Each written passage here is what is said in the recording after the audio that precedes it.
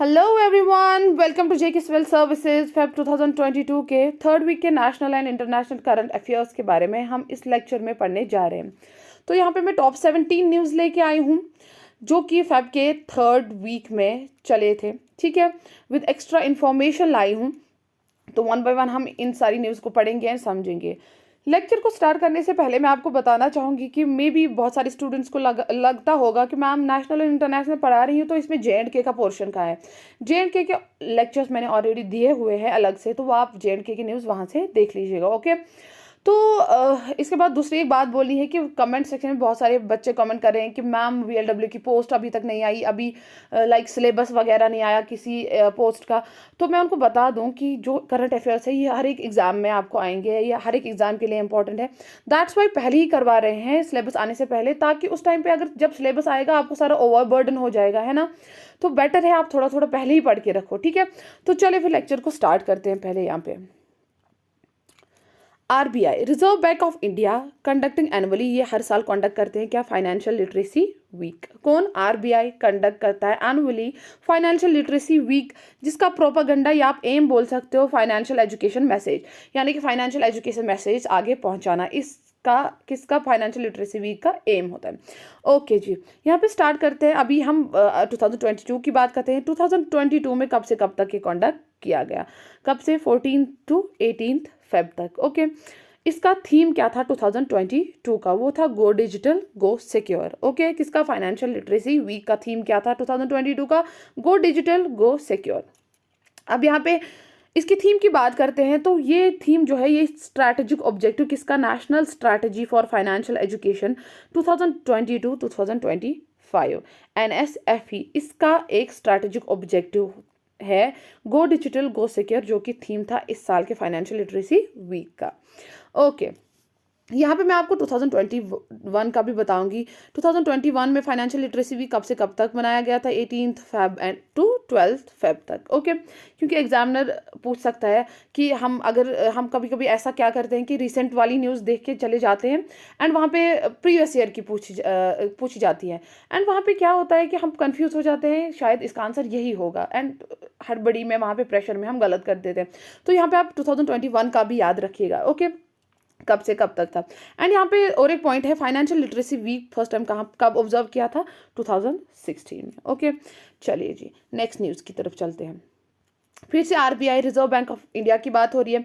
RBI emerged as second largest buyer of gold. आज RBI को जो बोला गया second largest buyer of gold है ये, अमंग किन में से, वर्ल्ड सेंट्रल बैंक 2021, किन में से, वर्ल्ड सेंट्रल बैंक 2021 में से जो है RBI second largest buyer of gold है। ओके, यहाँ पे भी आप कंफ्यूज नहीं होइएगा, 2021 की बात हो रही है तो मैम क्या ये आज पढ़ा रही है ना, कंफ्यूज नहीं होइएगा। 2021 में जो है ये सारा डेटा कलेक्ट किया जाता है 2021 का, एंड प्रेजेंट किया जाता है 2022 में, कंपाइल करके प्रेजेंट किया जाता है कि first rank, second rank, third rank किसको आई, किसको मिली। ठीक है, ऐसे ही होता है। चलिए इसके बाद बात करते हैं। अब सेकंड लार्जेस्ट बायर है ये, तो लार्जेस्ट बायर कौन है वो भी देख लेते हैं। लार्जेस्ट बायर जो है सेंट्रल बैंक ऑफ थाईलैंड है। ओके, अब यहाँ पे फर्स्ट सेकंड की बात हो गई, अब ये भी देख लेते हैं। अब बायर है तो कितना बाय किया, ओके सॉरी, अब कितना बाय किया। अब लार्जेस्ट बायर की पहली बात करते हैं तो इन्होंने जो है 90 metric tons of gold buy किया, एंड जो सेकंड लार्जेस्ट है उसने कितना किया, 77.5 मेट्रिक, यानी कि RBI ने 77.5 मेट्रिक टन गोल्ड जो है बाय किया। एंड यहाँ की RBI की गोल्ड रिजर्व की बात करते हैं तो वो है यहाँ पे 754.1 ton at the end of December 2021। इनके गोल्ड रिजर्व में 754.1 tons of gold at the end of December 2021 में देखा गया। कहाँ पे, RBI। ओके, अब यहाँ पे इनको जो है ये रैंकिंग यानी कि फर्स्ट सेकंड लार्जेस्ट बायर किसके हिसाब से मिली, किसके according, gold hub. Okay, gold hub क्या है, ये है official website of world gold council. किसकी, official website world gold council. यहाँ पे मैंने एक और इम्पॉर्टेंट पॉइंट डाला है, CEO कौन है वर्ल्ड गोल्ड काउंसिल के, वो है डेविड टाइट। कौन है, डेविड टाइट। ओके जी, अब यहाँ पे बात करते हैं एज पर गोल्ड हब के मुताबिक इंडियाज ऑफिशियल गोल्ड रिजर्व जो है वो नाइन्थ लार्जेस्ट इन वर्ल्ड। क्या, इंडियाज ऑफिशियल गोल्ड रिजर्व जो है 9th लार्जेस्ट इन वर्ल्ड है एज पर गोल्ड हब। ओके, चलिए जी नेक्स्ट न्यूज़ की तरफ चलते हैं। अब यहाँ पे इंडियाज फर्स्ट वाटर टैक्सी की बात करते हैं। इंडिया देखिए, आप जो ये इंडिया फर्स्ट टाइम हुआ होता है वो ज़्यादा एग्जाम में पूछा जाता है, ठीक है। जो भी न्यूज़ फर्स्ट टाइम आपको देखने को मिलेगी उस पर ज़्यादा फोकस किया करिएगा। ओके, चलिए यहाँ पे इंडियाज फर्स्ट वाटर टैक्सी की बात हो रही है। तो कहाँ पे लॉन्च हुई? मुंबई में, ठीक है। कहाँ पे लॉन्च की गई? मुंबई में। और ये जो वाटर टैक्सी है ये कनेक्टिविटी है बिटवीन मुंबई एंड नवी मुंबई, ठीक है। यानी कि ये मुंबई से नवी मुंबई तक जाएगी। ओके, चलिए ठीक है। अब यहाँ पे बात करते हैं इसके इनॉग्रेशन की। ये इनॉग्रेट की गई वर्चुअली किन्होंने? By CM Uddhav Thackeray and union minister, UM है, union minister for ports shipping and waterways Sarbananda Sonowal, ठीक है। इन दोनों ने इनॉग्रेट किया, ठीक है। चलिए यहाँ पे देखते हैं कि उद्धव ठाकरे ने वहां पे क्या इनॉग्रेट किया एंड सर्बानंदा सोनोवाल ने क्या किया। कहीं कहीं पे यहाँ पे बहुत सारी न्यूज़ में आपको देखने को मिलेगा कि हाँ जी इसको सिर्फ इनॉग्रेट किया था सर्बानंदा सोनोवाल, ठीक है। ऐसा नहीं है, सीएम उद्धव ठाकरे भी थे एंड सर्बानंदा सोनोवाल भी थे। इन दोनों का कंट्रीब्यूशन इनॉग्रेशन में था। ओके, अब यहाँ पे बात करते हैं जो ये India first water taxi from Belapur jetty, कहाँ से? बेलापुर जेट्टी से, ठीक है। ये बेलापुर जेट्टी जो है यहाँ का आप मानिए एक काइंड ऑफ स्टेशन, जैसे कि बस स्टेशन, रेलवे स्टेशन, वहाँ पे जो है इसी का टैक्सी का स्टेशन आप काइंड ऑफ मानिए, जहाँ पे जेट्टी हम उसको बोलते हैं। ओके, तो कहाँ से? बेलापुर जेट्टी से ये निकली थी। तो बेलापुर जेट्टी को भी फर्स्ट टाइम इनॉग्रेट उसी दिन किया सीएम उद्धव ठाकरे ने, ठीक है। तो वहीं से ये वाटर टैक्सी निकली एंड वाटर टैक्सी निकाली। अब कैसे? Flagged of water taxi. कौन? सर्बानंदा सोनोवाल जो थी उनने फ्लैग ऑफ किया वाटर टैक्सी को। यानी कि वो देते हैं ना कोई काइंड ऑफ इंडिकेशन या सिग्नल, एज सिग्नल कि चलिए मतलब झंडा लहराया उन्होंने, फ्लैग लहराया, तो वहाँ पे जो है ये वाटर टैक्सी आगे बढ़ी फर्स्ट टाइम। ओके, ठीक है। चलिए इसके बाद बात करते हैं किन की प्रेजेंस में वहां पे और कौन कौन प्रेजेंट थे। Deputy CM Ajit Pawar and urban development minister एकांत शिंदे, ठीक है। इसमें भी कंफ्यूज नहीं होइएगा, कभी कभी ऐसे भी पूछा जाता है वहां पे प्रेजेंट कौन थे एंड इनॉग्रेट किन्होंने किया था। तो कभी कभी मतलब कहीं पे आपको देखने को मिलेगा कि जो प्रेजेंट थे उन्होंने इनॉग्रेट किया, जो कि गलत है, ठीक है। इनॉग्रेशन अलग और प्रेजेंस अलग होती है। ओके, चलिए जी आगे बढ़ते हैं। इसके बाद नेक्स्ट न्यूज़ की बात करते हैं। अशोक कुमार जो कि retired vice admiral, vice chief of navy है, वो उनको फिर से अपॉइंट किया गया as India's first national maritime security coordinator, NMSC। क्या? अशोक कुमार को अपॉइंट किया गया as India's first national maritime security coordinator. अब यहाँ पे बात करते हैं अपॉइंट किया कितने सालों के बाद? 14 ईयर्स आफ्टर 26/11 मुंबई अटैक, ठीक है। 14 साल के बाद India first national maritime security coordinator जो है अशोक कुमार को अपॉइंट किया गया। ओके, अब किन्होंने अपॉइंट किया? गवर्नमेंट ऑफ इंडिया ने, ठीक है। यहाँ पे नेशनल मैरीटाइम सिक्योरिटी कोऑर्डिनेटर की बात करेंगे। It works in coordination with किसके साथ? National security council secretariat. ये किसके साथ कोऑर्डिनेशन में काम करते हैं? नेशनल सिक्योरिटी काउंसिल सेक्रेटरीट, जिसके हेड जो हैं वो कौन है? NSA अजित डोवाल। NSA क्या होता है? National secretary adviser. Okay, national secretary adviser. Okay, चलिए जी अब नेक्स्ट न्यूज़ की तरफ चलते हैं। नेपाल की बात करते हैं। नेपाल पहली कंट्री है outside India to adopt India's UPI system. UPI क्या होता है? यूनिफाइड पेमेंट्स इंटरफेस, ठीक है। नेपाल आउटसाइड इंडिया की पहली कंट्री है, इंडिया के बाहर पहली कंट्री है जो इंडिया का UPI सिस्टम जो है अडॉप्ट कर रही है फॉर डिजिटल ट्रांजैक्शंस, ठीक है। चलिए यहाँ पे देखते हैं national payments corporation of India NPCI, international payments limited NIPL, ये है इंटरनेशनल आर्म ऑफ NPCI। किसकी? National payments corporation of India. ये जो है NIPL, ये international arm of NPCI, national payment corporation of India की इंटरनेशनल आर्म है, ठीक है। ओके, यहाँ पे बात करते हैं इन्होंने जो है NPCI एंड NIPL इन्होंने ज्वाइन किए hands with gateway payment service GPS and Manam infotech के साथ, ठीक है। इन दोनों के साथ ज्वाइन करके to provide services to Nepal, यानी कि UPI सर्विसेज नेपाल में प्रोवाइड करना, ये किन दोनों का जॉइंट वर्क है? NIPL, GPS and Manam infotech, ठीक है। इन्होंने जॉइंटली किया कि ये प्रोवाइड करेंगे सर्विसेज टू नेपाल। ठीक है, चलिए यहाँ पे अगर यूपीआई की बात करेंगे, इतना क्या है यूपीआई का, है ना, मतलब हर जगह आज ट्रांजैक्शन यूपीआई के थ्रू हो रही है। अब यहाँ पे एक इंपॉर्टेंट पॉइंट मैं यहाँ पे लेके आई हूँ कि देखते हैं इसका कंट्रीब्यूशन क्या है हमारी जीडीपी में। इन 2021 में यूपीआई के थ्रू 3,900 करोड़ फाइनेंशियल ट्रांजैक्शंस हुई थी सिर्फ 2021 में, जिनका वैल्यू है 940 बिलियन यूएस डॉलर्स। ठीक है, जो कि इक्विवेलेंट है अप्रोक्सीमेटली 31% ऑफ इंडियाज जीडीपी। देखो कितना कंट्रीब्यूशन है ना। इसलिए जो ये यूपीआई है काफ़ी इंपॉर्टेंट है, काफ़ी इंपॉर्टेंट रोल अदा करता है हमारी लाइफ में। चलिए आगे आगे बढ़ते हैं। इसके बाद बिल गेट्स की बात करते हैं। बिल गेट्स जो उन्होंने रिसेंटली एक बुक लिखी है, फेब में एक बुक लिखी है, ऑथर ये उस बुक के ऑथर है। कौन सी बुक है? How to prevent the next pandemic. ठीक है, to be released in May 2022। I know मैं आज पढ़ा रही हूँ तो, लेकिन न्यूज़ फेब की है, टू बी रिलीज्ड इसलिए मैंने लिखा क्योंकि न्यूज़ फेब की है कि तब बोला गया कि ये बुक जो है इसकी न्यूज़ तो फेब में आई, लेकिन बोला गया कि इसका जो है ये रिलीज कब होगी? मई 2022 में। ओके, अब इन्होंने ये जो बुक लिखी थी, इन्होंने सारी सिचुएशन पैंडेमिक की देख के फिर उन्होंने देखा कि मतलब कितनी ज़्यादा हालात ख़राब हो गए। फिर उन्होंने बुक इसीलिए लिखी कि ताकि हम पहले से ही प्रिपेयर हो जाए, हम प्रिकॉशस रहे नेक्स्ट पैंडेमिक के लिए, यानी कि नेक्स्ट अगर कोई खुदा ना खासा कोई बीमारी आ जाए तो हम पहले से ही प्रिपेयर है, हमें कौन कौन से प्रिकॉशनरी मेजर्स लेने चाहिए। ओके, चलिए यहाँ पे बात करते हैं ये कब पब्लिश्ड बाय, कौन इसको पब्लिश करेंगे? ठीक है, to be published by Penguin Random House internationally and Knopf in US on May 3rd। ठीक है, चलिए ये इतना ज़्यादा इंपॉर्टेंट नहीं है, फिर भी याद रखेगा। चलिए फेब 2021 की भी बात करेंगे। इन्होंने बिल गेट्स ने और एक बुक लिखी थी, कौन सी? How to avoid a climate disaster, the solution we have and the breakthrough we needed. इन्होंने और एक बुक लिखी थी 2021 में। ठीक है, चलिए जी नेक्स्ट क्वेश्चन की तरफ चलते हैं। यूनियन मिनिस्टर जी कृष्ण रेड्डी की बात करते हैं, जो कि minister of culture, tourism and development of north east region है। ठीक है, इनकी बात करते हैं। इन्होंने इनॉग्रेट किया फर्स्ट ग्लोबल समिट, ये जो है 2 डे ग्लोबल समिट, 2 डे यहाँ पे मैंने लिखा हुआ होता है।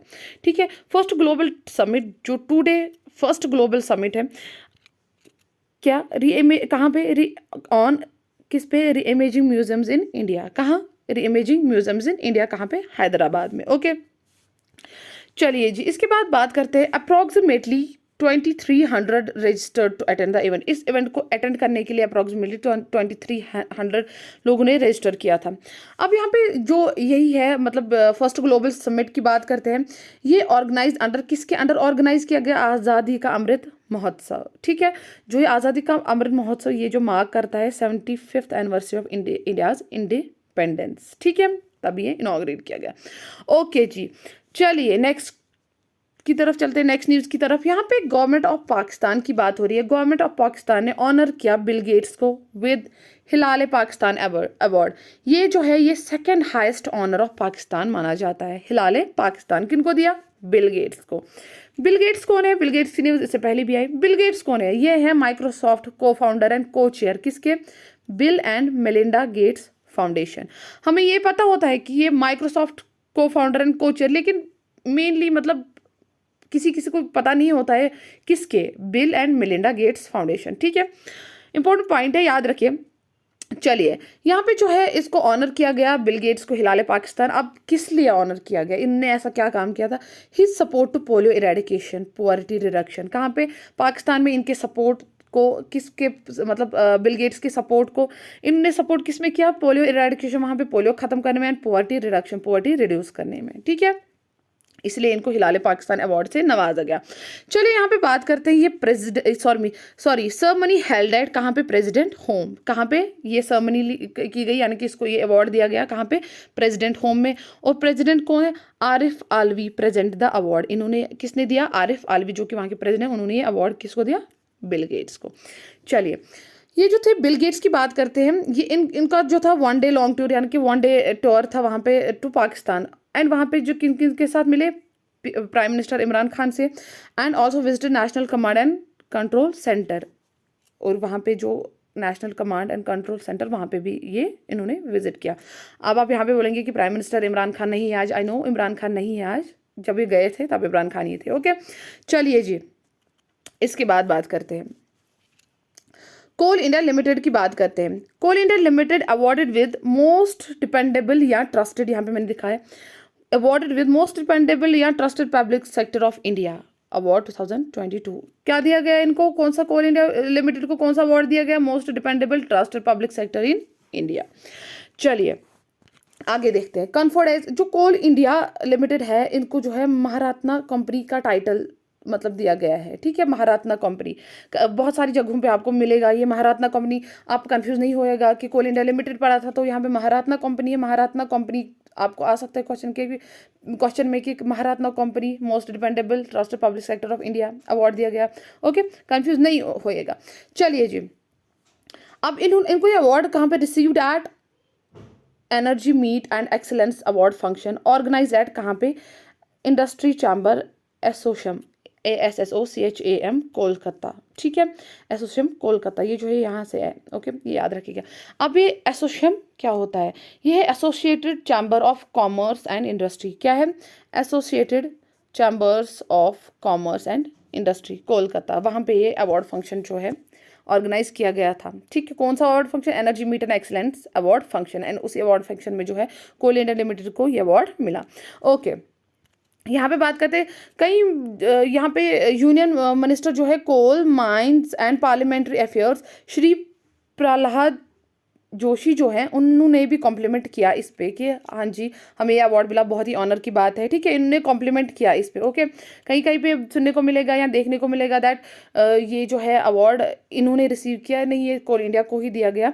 तो ये जो वहाँ के यूनियन मिनिस्टर हैं कोल एंड माइंस के, इन्होंने कॉम्प्लीमेंट दिया। ओके, चलिए, name of Coal India chairman, Coal India chairman का नाम क्या है, मिस्टर प्रमोद अग्रवाल। अब यहाँ पे मैंने ये न्यूज़ क्यों इंक्लूड किया आगे बताती हूँ। जो मिस्टर प्रमोद अग्रवाल है ये चेयरमैन है कोल इंडिया के, तो इनको इंक्लूड किया गया list of top 40 CEOs of India, ठीक है, list of top 40 CEOs of India जो है उसमें मिस्टर प्रमोद अग्रवाल को इंक्लूड किया गया। कब, इन जन 2022। इंपॉर्टेंट न्यूज़ है इसलिए मैंने इंक्लूड की यहाँ पे।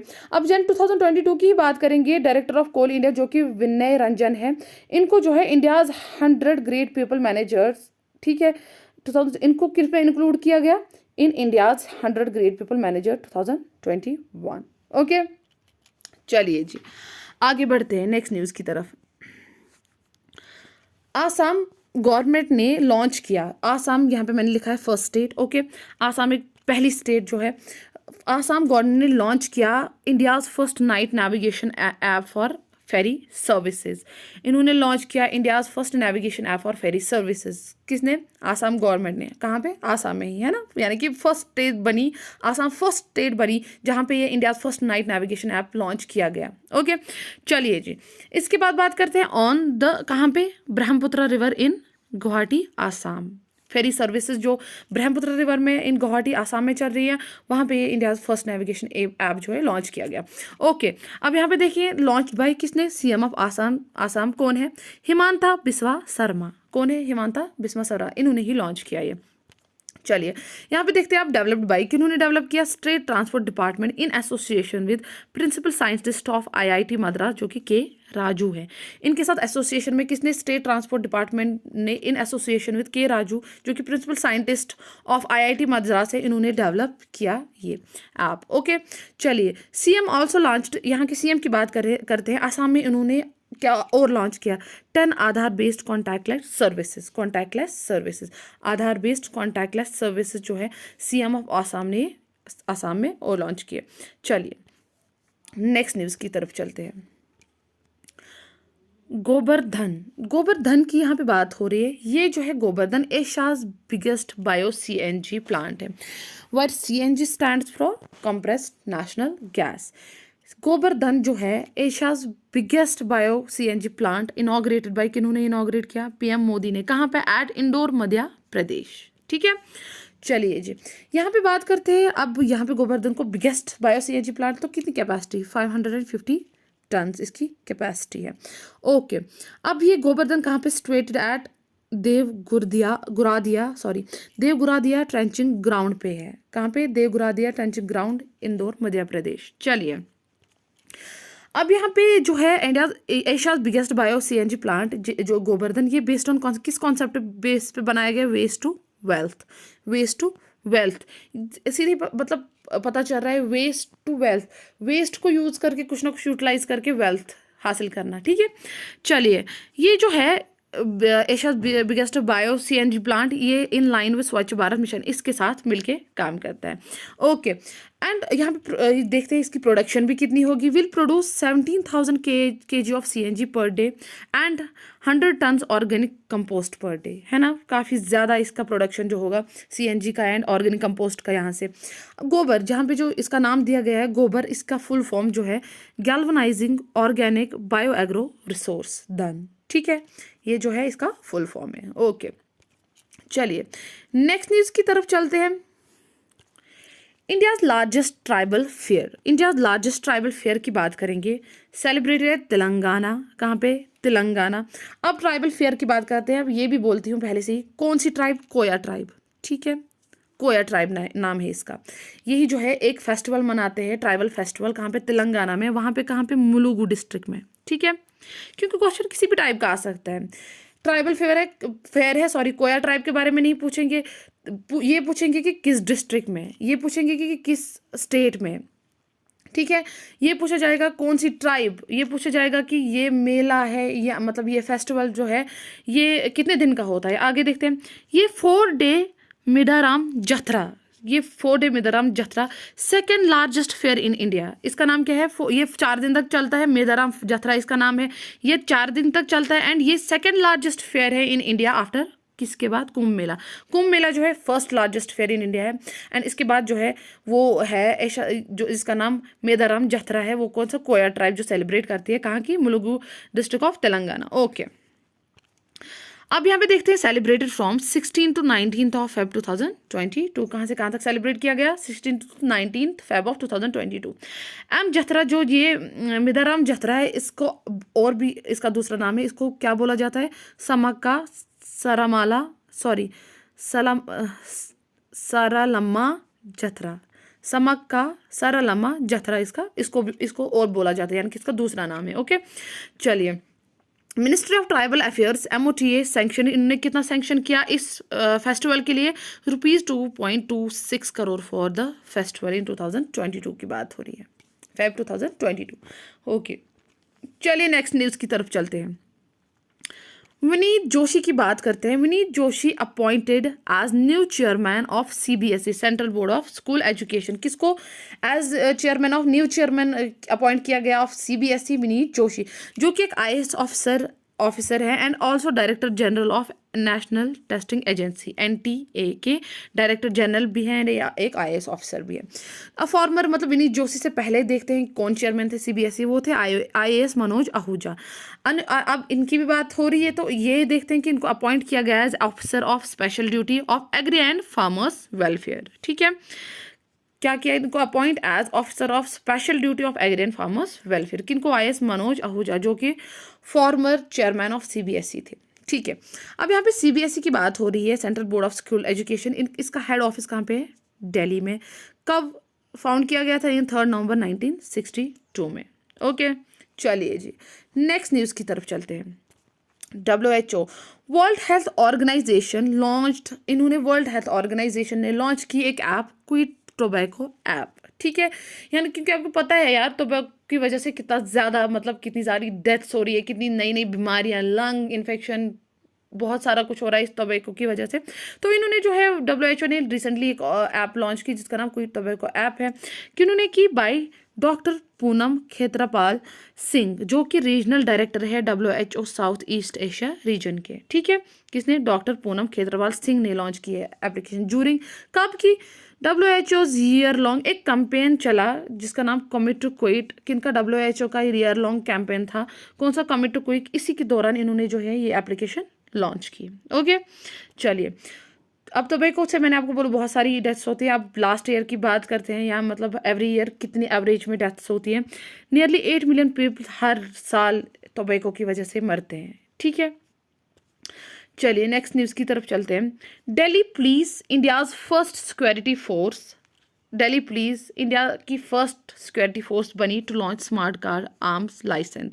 क्या लॉन्च करना? To launch smart card arms licence along with Shastra app. अब इन दोनों को लॉन्च किसने किया? Union home minister Amit Shah on 75th anniversary of Delhi police. कब किसने किया? Union home minister Amit Shah जो है। कब किया? 75th anniversary of Delhi police. ठीक है, ऐसे क्वेश्चन आ सकता है कि दिल्ली पुलिस इंडिया की फर्स्ट सिक्योरिटी फोर्स है to launch smart card arms कब? 75th anniversary of Delhi police. मतलब ऐसी ऑप्शंस में ऐसे आ सकता है ना, और भी सारे बाकी ऑप्शंस आ सकते हैं। तो 75th anniversary of Delhi police, इसके दिन इसको लॉन्च किया गया। ओके, चलिए जी, इसके बाद बात करते हैं स्मार्ट कार एंड शास्त्रा ऐप जो है, इनको किसने डिज़ाइनर डेवलप किया? In coordination with national e governance division and EGD, minister of electronics and info technology. ठीक है, designed and developed in coordination with national e governance division and EGD, ministry of electronics and info technology. चलिए जी, next news की तरफ चलते हैं। International mother language की बात करते हैं। इंटरनेशनल मदर लैंग्वेज डे जो है सेलिब्रेट किया जाता है 21 Feb 2022 की बात करते हैं। अब सेलिब्रेशन बाय किसने किया? यूनेस्को। ठीक है, यूनेस्को की फुल फॉर्म क्या है? United Nations Educational Scientific and Cultural Organisation. Okay okay, अब 2022 की बात हो रही है तो यहाँ पे थीम देखते हैं, क्योंकि हर साल अगर मनाया जाए लेकिन थीम से डिफरेंट रखते हैं हर साल के, कि कौन सा थीम लेके हम आगे प्रेजेंट करेंगे, कौन सा थीम लेके हम कौन सी अवेयरनेस, कौन सा थीम लेके हम कौन सी बात आगे पहुंचाएंगे। ठीक है, चलिए यहाँ पे देखते हैं 2022 की थीम देखते हैं। Using technology for multilingual learning challenge and opportunities, जो था थीम 2022 का था। किसका? इंटरनेशनल मदर लैंग्वेज डे का। Okay, first international mother language day was observed in 2000। कब? 2000। अब यहाँ पे देखते हैं, mother language day was initiative of Bangladesh. कहाँ का इनिशिएटिव था? बांग्लादेश। एंड अप्रूव किसने किया था? इन 1999 बाई यूनेस्को। ठीक है, चलिए जी, लास्ट लिव्स की तरफ चलते हैं। वर्ल्ड डे ऑफ जस्टिस की बात करते हैं, ऑब्जर्व्ड ऑन Feb 20। ठीक है, इसका थीम 2022 का क्या था? Achieving social justice through formal employment. क्या था? Achieving social justice through formal employment. Okay, world day of justice की बात हो रही है, यहाँ पे जस्टिस की बात हो रही है, तो सीधी सी बात है, इंसाफ के लिए, है ना। तो इनका एम क्या था? Raise voice against social injustice. Voice अपनी रेज करना अगेंस्ट अगर कहीं पे सोशल इनजस्टिस हो रहा। ओके, इनका एम, इस डे का एम, सॉरी। चलिए जी, ये हो गया हमारा आज का लेक्चर। आई होप आप सबको ये अच्छे से समझ आ गया होगा। अल्लाह हाफिज़, बाय बाय।